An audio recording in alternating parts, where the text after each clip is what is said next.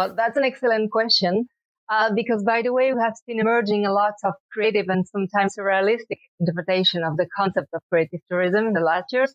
And that's the reason why, from the Creative Tourism Network, we refer to the official definition as it was theorized by the professors Greg Richards and Crispin Raymond in the 2000s, who perceived this new profile of travelers who wanted to develop their creative potential through their participation in learning experiences that are characteristic of the local destination.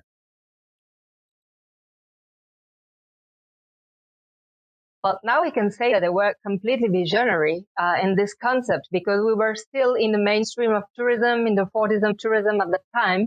And yet there was appearing this new demand that will have a very disruptive effect on the tourism industry, because we had a new demand that required for the tourism industry to co-create with new stakeholders, be they artisans, be they artists, be they farmers, be they fishermen, who were not part of this industry. So that completely changed the approach and the model as well, because we had to spend from a top-down model to a bottom-up that was completely inclusive and generate a new value chain for all the territories.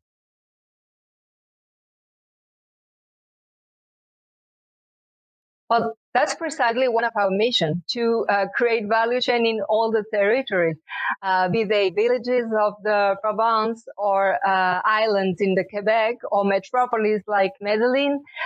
We really work and co-create with all these destinations or small territories who bet on creative tourism, not only to fit the new demand, that is, of course, one of the objectives, but also to generate a virtual circle for the local stakeholders, which means that through the project, they not only position themselves within these growing markets of creative tourism, experiential tourism, and all the added value it can bring to other segments, but they also generate an ecosystem through the training, the empowerment of the local communities, to equality of gender,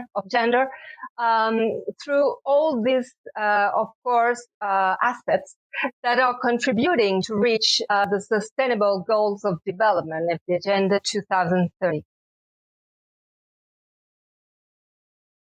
The list is long. Indeed, well, the first benefit, I would say that it's, of course, the fact that it fits with the new demand.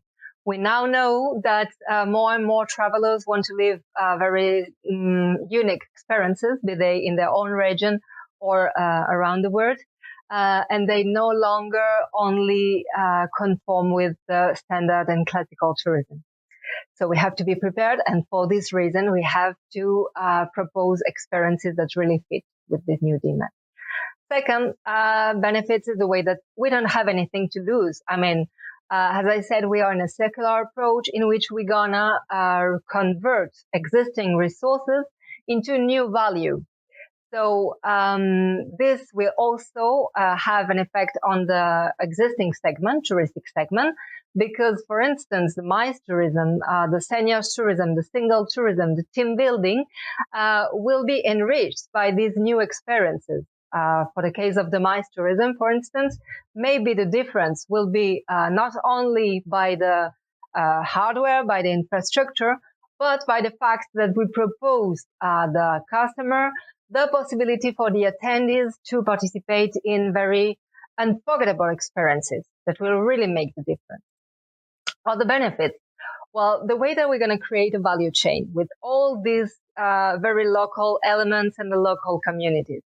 And from the Creative Tourism Network and precisely our holistic approach, enable that from the beginning, from the identification of the resources that in most of the cases the destination are not even aware, we're going to follow all this process and very individually, very personalizing our accompaniment. And we're going to train all these local stakeholders. So in this sense, we have a very sustainable approach because all that we are creating will last for the last decade.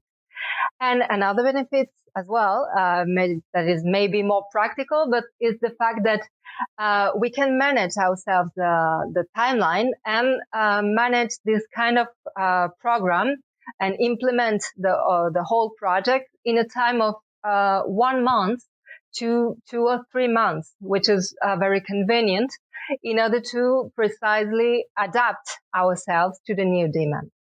And finally, the budget, because the budget for such kind of program is between 800 and 1,400 euros.